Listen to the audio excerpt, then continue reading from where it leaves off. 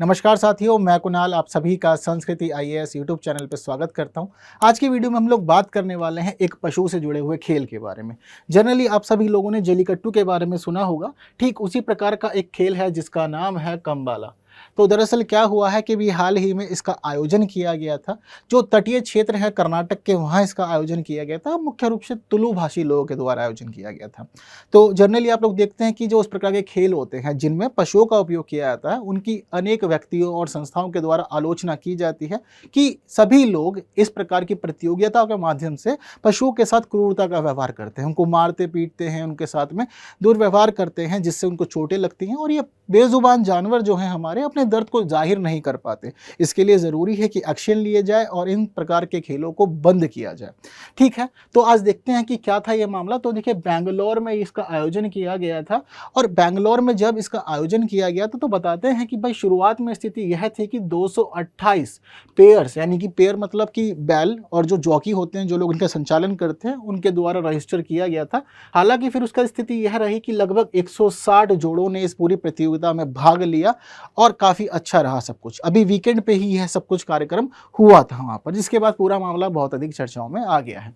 Clear है बात? तो देखिए, आज की यह जो हमारी पूरी वीडियो है, यह आपके लिए अनेक प्रश्नों को लिए हुए है, जिसमें हम देखते हैं कि कौन कौन से खेल होते हैं। जनरली आप कंबाला और जल्लीकट्टू के बारे में समझ गए हैं। जल्लीकट्टू के बारे में आपको पता होगा कि बैल जो होते हैं, भैंस जो होते हैं, उनके सींग के ऊपर कॉइन वगैरह बांधे जाते हैं, जिसके बाद कोशिश की जाती है उसको ली जाए और बैलों को कंट्रोल करने का प्रयास उसमें किया जाता है। ठीक उसी प्रकार का एक खेल है ये कंबाला। इसकी स्थिति आप लोगों ने जो है आपकी स्क्रीन पर दिख रही है, वहीं साथ साथ अगर आप लोगों ने फिल्म देखी थी कंतारा, वहाँ भी दिखाया गया था कि जो एक्टर ऋषभ शेट्टी हैं वह दो भैंसों की पूंछों को पकड़ते हैं, उनके पीछे खड़े होते हैं और फिर पूरी एक दौड़ होती है, एक ट्रैक होता है, ट्रैक को कवर करते हैं और फिर समय को नोट किया जाता है कि कितने समय में यह काम पूरा हुआ। क्लियर है बात सारी की सारी? तो इसी प्रकार इस प्रतियोगिता का आयोजन किया जाता है और बताया मैंने आपको ना 160 टीम्स ने इसमें पार्टिसिपेट किया था। तो समझते हैं इससे संबंधित अन्य सभी पहलुओं को और हर एक मामले पर ज़रा नज़र डालते हैं। ठीक है, लेकिन उससे पहले ज़रूरी है कि आप लोग एक प्रश्न देख लें। जैसे कि प्रश्न आपसे प्री में पूछा जा सकता है, तो प्री एग्जाम में इस प्रकार का प्रश्न आएगा। वहीं एक बात आपको ध्यान रखनी है कि ये जो कंटेंट है यह आपके मेंस के पर्सपेक्टिव से बहुत इंपॉर्टेंट है। कहीं अगर ऐसे लिखना पड़ा, वहीं इसके अलावा कहीं अगर जानवरों की बात आती है, पशु अधिकारों की बात आती है, इसके अलावा अगर हम कहीं देखते हैं कि पशु संरक्षण की बात हो, तो वहाँ पर आप इन सभी बातों का मेंशन भी कर सकते हैं। ठीक है, तो देखिए, जो यह पूरा का पूरा कार्यक्रम है, यह कर्नाटक के तटीय क्षेत्रों में आयोजित किया जाता है और पारंपरिक भैंस दौड़ है। ऐसा नहीं मतलब कि नई नई शुरू हुई है, और एक्चुअल में यही इन सब लोग का रीज़न है इसके लगातार आयोजन किए जाने का। तो जनरली क्या होता है कि कीचड़ युक्त या दलदली जो धान के आपके खेत होते हैं, उन खेतों में इसका आयोजन किया जाता है। पहले यह परंपरा थी कि फसल कटने के बाद सारा काम होता था और जो स्थानीय लोग होते थे उनकी यह मान्यता थी कि वह अपने ईश्वर को धन्यवाद देते हैं कि सब चीज़ें अच्छे से हुई हैं, पूरी फसल अच्छी कटी है हम लोग की, हमारे पशु भी स्वस्थ रहे, बीमारी नहीं लगी कोई इनको, तो इस पूरे काम के लिए ईश्वर का धन्यवाद। तो जनरली क्या होता है कि आप सब लोग भी करते हो ना कि एग्जाम हुआ तो एग्जाम वगैरह कंप्लीट हो गए, स्ट्रेस रिलीज हुआ है तो मूवीज देखनी है, कहीं का प्लान करना है, घूमने जाना है। तो ठीक उसी प्रकार का ये है कि भाई अब जो एक पूरी प्रक्रिया थी कृषि की हमने कंप्लीट कर ली है, फसल कट गई, चलो थोड़ा सा मनोरंजन भी हो जाए, इस प्रकार से भी इसको आप लोग समझ सकते हैं। क्लियर बात सारी की सारी है। पहले ये आयोजित होता था फसल कटने के बाद, लेकिन अब व्यवस्था यह हो गई है कि जो कंबाला समिति है एक इनके यहाँ पे, वह समिति नवंबर के अंत से लेकर के अप्रैल के महीने तक लगातार इस प्रकार के कार्यक्रमों का आयोजन करती रहती है। ठीक है, तो ऐसे ही यह अब आयोजन किया गया था। जनरली इसमें भैंस के 2 जोड़े होते हैं, यह प्रतियोगिता देखी जाती है। जो भैंस के 2 जोड़े वाली स्थिति है वह कुछ इस प्रकार है कि 2 अलग अलग खेत होते हैं, तो उनको 2 ट्रैक मान लिया जाता है, ट्रैक 1 और ट्रैक 2। तो जो ये खेत होते हैं, इन खेतों पे पैरेलली जोड़े दौड़ने का काम करते हैं। तो यह जो प्रतियोगिता होती है इन दोनों में आपस में होती है, जो यहाँ पहले पहुंचा वह विजयी। यह एक प्रकार की स्थिति हो। वहीं दूसरी प्रकार की स्थिति जो इस प्रतियोगिता की होती है, उसमें एक ही ट्रैक का यूज़ किया जाता है। एक ट्रैक का यूज़ किए जाने के बाद यहाँ पर अलग अलग जोड़े आते हैं और वे आने के बाद में यहाँ पर कंटिन्यूसली दौड़ने का काम करते हैं। तो इस दौरान उनका टाइम नोट किया जाता है कि कितने मिनट कितने सेकंड में आप आए और सबसे कम समय किसने लिया। तो जो जोड़ा सबसे कम समय लेता है, सबसे जल्दी सभी कार्यक्रमों को कर लेता है, तो ऐसी स्थिति में उसे ही विजयी घोषित कर दिया जाता है। अंततः यह सब काम काम होता है। क्लियर है बात सारी आप लोग को? तो इस प्रकार से यह पूरी प्रतियोगिता होती है और ऐसे ही पूरी प्रतियोगिता का आयोजन यहाँ पर किया गया था। ठीक है, तो जैसी परंपरा है, जो मान्यता है, वह मैंने आप लोग को पहले बता दी। हालांकि यह जो दौड़ है भैंसों की, यह दौड़ अलग अलग श्रेणियों में होती है। ऐसा माना जाता है कि इसकी अभी तक 4 ही श्रेणियां हैं। ठीक है, तो 4 जो श्रेणियां होती हैं उनको समझते हैं। देखिए, पहली जो श्रेणी है उसको कहा जाता है नेगुलू, इसको हल श्रेणी भी कहा जाता है। यह जनरली ऐसा माना जाता है कि जो बिल्कुल नए नए भैंसे आए हैं, अभी किसी को नया नया मौका मिला है, पहली बार प्रतियोगिता में शामिल हो रहा है, तो उसके लिए यह होती है। इसमें 2 भैंसों के पीछे एक हल को बांध दिया था, छोटा हल्का हल होता है, और उसके बाद जो उसका जॉकी होता है वह भी उसके साथ साथ दौड़ता है और कोशिश करता है कि जल्दी से जल्दी पूरे कार्यक्रम को समाप्त किया जाए। वहीं जो दूसरा है हग्गा, जिसको कहा जाता है, यह एक प्रकार की रस्सी से दोनों भैंसों को जोड़ दिया जाता है और दोनों भैंसों को जोड़ने के बाद जो उनका जॉकी होता है वह भी साथ साथ ही भागता है और रेस कंप्लीट करता है। इसके अलावा जो अड्डा हालेज है और जो कैन हालेज है, यह एक प्रकार से समान होते हैं। इन दोनों में ही सेम व्यवस्था यह होती है कि आपके जो भैंसे होंगे, आप उन भैंसों के साथ में एक फट्टा जोड़ देते हैं पीछे, और फट्टे के पीछे खुद जॉकी खड़ा होता है, और उसके बाद जो भैंसे होते हैं वह उस जॉकी को खींचते हुए उस रेस को कंप्लीट करते हैं, और जितने कम समय में कंप्लीट करते हैं वह विजयी घोषित होता है। तो पहली वाली स्थिति तो यही है। वहीं जो दूसरी वाली स्थिति है इस श्रेणी की, कैन हालेज, इसमें थोड़ा सा अलग है, थोड़ा सा ट्विस्ट है। इसका ट्विस्ट क्या होता है कि इसके अंदर भी सेम फट्टे का यूज तो होता है, लेकिन फट्टे के छोरों पे 2 अलग अलग छेद कर दिए जाते हैं, और इस प्रतियोगिता में विजयी जल्दी पहुंचने वाला नहीं होगा। इस प्रतियोगिता के अंदर जो व्यक्ति विजयी होता है उसका निर्धारण होता है इन छेदों से निकलने वाले पानी की धार से। यदि पानी की धार अधिक ऊंची है तो आप विजयी हो जाएंगे, और यदि पानी की धार नीचे रह गई तो ऐसी स्थिति में आप विजयी नहीं हो पाएंगे। इस प्रकार से इसमें विजेता का निर्धारण होता है। तो इस प्रकार की 4 अलग अलग श्रेणियां हैं, और चारों ही श्रेणियों के अंदर इस प्रतियोगिता का आयोजन किया जाता है और भैंसों का उपयोग यहाँ पर किया जाता है। क्लियर है इतनी बात सारी आप लोग को? तो इस प्रकार से खेल होते हैं ये सारे के सारे, लेकिन इससे संबंधित बहुत अधिक चिंताएं जुड़ी हुई हैं। चाहे हम जल्लीकट्टू की बात करें या फिर हम लोग बात करते हैं अब कंबाला की, यहाँ पर बहुत सारी चिंताएं जुड़ जाती हैं, जिसमें सबसे पहले है पशु क्रूरता। जनरली क्या होता है कि हम देखते हैं जब कभी भी कोई सीजन आने वाला होता है इस प्रकार का, तो अलग अलग जगह से भैंसों को मंगाया जाता है, उनको लिया जाता है और उनको पूरी तरह से टॉर्चर किया जाता है। जो हमारे एक्सपर्ट्स हैं वो यही सब मानते हैं कि जो स्थानीय लोग होते हैं, स्थानीय लोगों को पता होता है कि प्रतियोगिता जीतनी है, तो उनके साथ क्रूअल व्यवहार करते हैं, उनको मारते पीटते हैं, जिससे कि वह बेहतर से बेहतर प्रदर्शन करें और आप उस पूरी प्रतियोगिता में जीत जाए।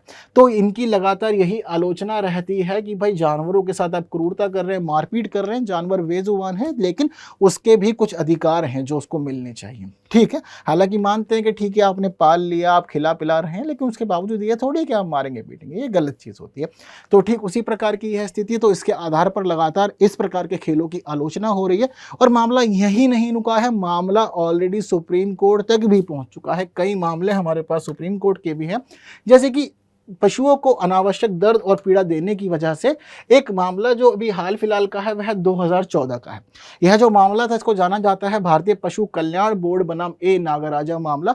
यह मामला 2014 में जब न्यायालय के पास पहुंचा तो न्यायालय ने यह आदेश दिया कि यह जो खेल हैं, चाहे जल्लीकट्टू हो, चाहे बैलगाड़ी दौड़ हो या फिर कंबाला आयोजन हो, भाई यह सब कुछ गलत है। आप जानवरों का प्रयोग कर रहे हैं, मनचाही दौड़ करा रहे हैं, मार रहे हैं, पीट रहे हैं, जिससे कि उनको पीड़ा होती है, दर्द होती है, और ये सब क्यों?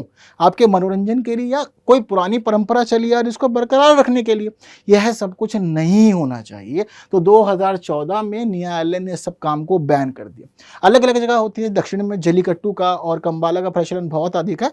वहीं हम देखते हैं कि उत्तर भारत के अनेक राज्यों में जो प्रचलन है वह एक गाड़ी दौड़ाने का है। आप आगे पशु को बांध देते हैं, फिर उससे बोलते हैं कि दौड़ो, लगातार मारते हैं और प्रयास करते हैं कि वो तेज से तेज जोड़े, जिससे कि आपकी जो गाड़ी है वह गाड़ी जल्दी पहुंचे आगे और आप विजेता घोषित हो जाएं। इस प्रकार की प्रतियोगिता भी होती है। हालांकि इसके अलावा हम यह भी देखते हैं कि बहुत सारी जगह पर अलग अलग जानवरों का उपयोग इस प्रकार के कार्य में किया जाता है। तो हर एक चीज़ जो है वो कहीं ना कहीं एनिमल्स के प्रति आपकी क्रूएल्टी को दर्शाने का काम करता है। हालांकि जिस समय 2014 में न्यायालय ने यह आदेश दिया था सब चीज़ों को बैन करने का, उसके बाद वर्ष 2016 में हमारी पर्यावरण मिनिस्ट्री जो है, एनवायरमेंट मिनिस्ट्री, उसने एक आदेश पारित किया, उसने एक निर्देश देते हुए सब चीज़ें क्लियर कर दी, और जो भी लोग इस प्रकार के पारंपरिक कार्यक्रमों का आयोजन करते हैं उनसे बोल दिया कि ठीक है, आयोजन आप करते हो, आपकी पारंपरिक कार्य हैं, आपकी मान्यताएं जुड़ी हुई हैं, हम चाहते नहीं हैं कि उन सब चीज़ों को ठेस पहुंचे, लेकिन उसके लिए ज़रूरी है कि आप सभी पशुओं का ध्यान रखें, उनके खाने पीने का ध्यान रखें, अनावश्यक दबाव ना डालें।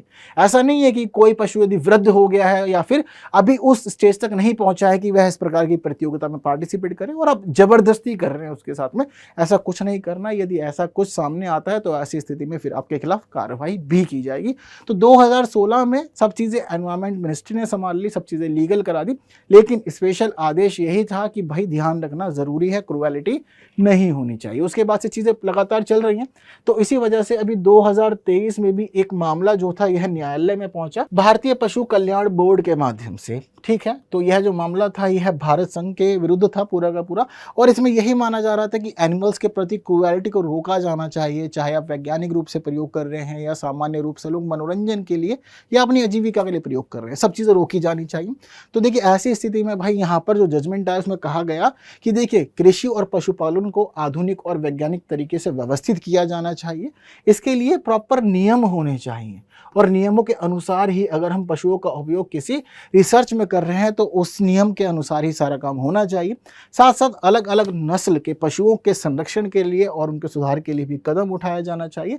साथ साथ गाय और बछड़े या अन्य जो दुधारू पशु हैं और जो माल ढोने वाले मवेशी हैं उनके वध पर रोक लगाई जानी चाहिए। यह जजमेंट 2023 के मामले में सुप्रीम कोर्ट के द्वारा दिया गया था। ठीक है, तो ऐसा नहीं है कि मतलब सब चीज़ें हो रही हैं और मामला सबसे परे है, ऐसा नहीं है। सब चीज़ों पे निगरानी रखी जा रही है, जजमेंट जो है वह आता है न्यायालय की तरफ से। हालांकि आप लोग का इस पर क्या रवैया है, इस प्रकार के खेलों का आयोजन होना चाहिए या नहीं होना चाहिए, इसको बैन कर देना चाहिए या सब चीज़ें ठीक है होती रहनी चाहिए, आप लोग क्या कहते हैं मुझे कॉमेंट में ज़रूर बताना। ये लोग बात देखेंगे कि मेजोरिटी किस तरफ जा रही है, अधिक से अधिक कुछ वीडियो देख रहे हैं वह लोग क्या कहते हैं। ठीक है, इसके साथ साथ ही एक बात आप लोग को यह भी ध्यान रखनी है कि हमारे देश में पशुओं के प्रति क्रूरता ना हो, सब चीज़ों को रेगुलेट करने के लिए एक अधिनियम वर्ष 1960 में ही बन गया था। कोई नई बात नहीं है, ऐसा नहीं कि अभी अभी हम लोग का रुझान इस तरफ बढ़ाओ, सब चीज़ें पहले से चल रही है और लगभग हमारी स्वतंत्रता के 13 साल के बाद ही यह देख लिया गया था कि सरकार इन सभी मामलों से सचेत थी और जो अधिनियम था वह तैयार कर दिया गया था।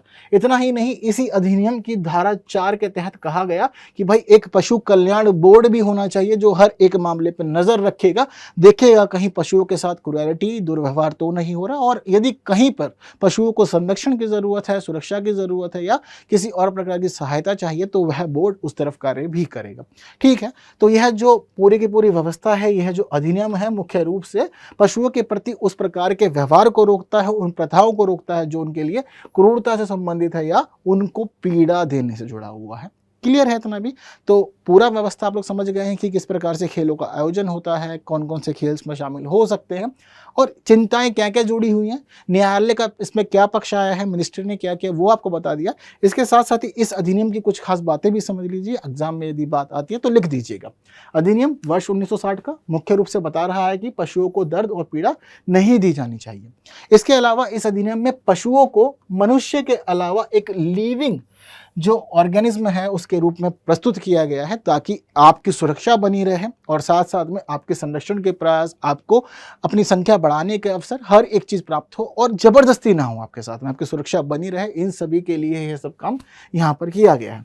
इसके साथ साथ ही भाई यहाँ पर एक बात यह भी उल्लेखित की गई है कि हो सकता है कि बहुत बार वैज्ञानिक उद्देश्यों के लिए किसी पशु की या किसी प्राणी की आवश्यकता पड़े, तो ऐसी स्थिति में ठीक है हम इसको पूरी तरह से प्रतिबंधित तो नहीं कर रहे हैं, ऐसा नहीं है कि रोक दिया गया, ठीक है सब चीज़ें होंगी, लेकिन उसके लिए ज़रूरी है कि एक प्रॉपर सिस्टम तैयार हो, दिशा निर्देश हो, नियम हो और उसके अनुरूप ही सारे काम चले। यह हमारी चाहत है। ये बात अधिनियम में बता दिया गया।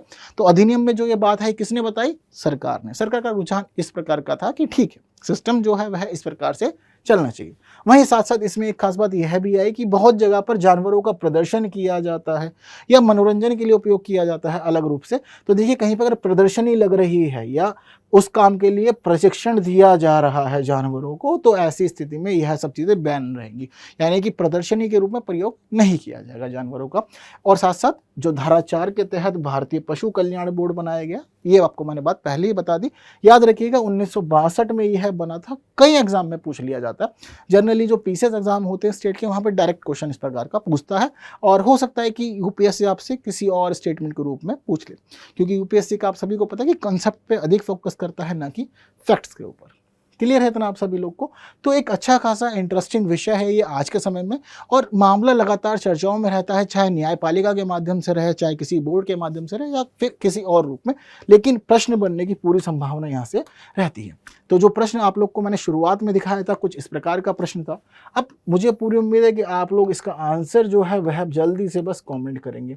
तो मैं देख रहा हूँ कि बहुत लोग हैं रेगुलर कमेंट कर रहे हैं, तो इस संख्या को जितना हो सके बढ़ाया जाए, यही आपसे उम्मीद करते हैं हम। और सेशन पसंद आता है तो बाकी लोगों के साथ ज़रूर शेयर करना है, बाकी साथियों तक भी पहुँचाना है, ताकि वे सब लोग भी जुड़े और रोज़ ऐसे ही पढ़ते समझते सीखते हुए आगे बढ़ते रहें। हालांकि आपको इस प्रश्न का आंसर भी चाहिए होगा, तो देखिए इस प्रश्न का आंसर आप लोग की स्क्रीन पर है। कितने लोग का सही रहा मुझे बताइएगा ज़रूर। फिर जल्दी मिलते हैं अगली वीडियो में कुछ नई बातों के साथ, तब तक के लिए विदा दीजिए। Thank you so much.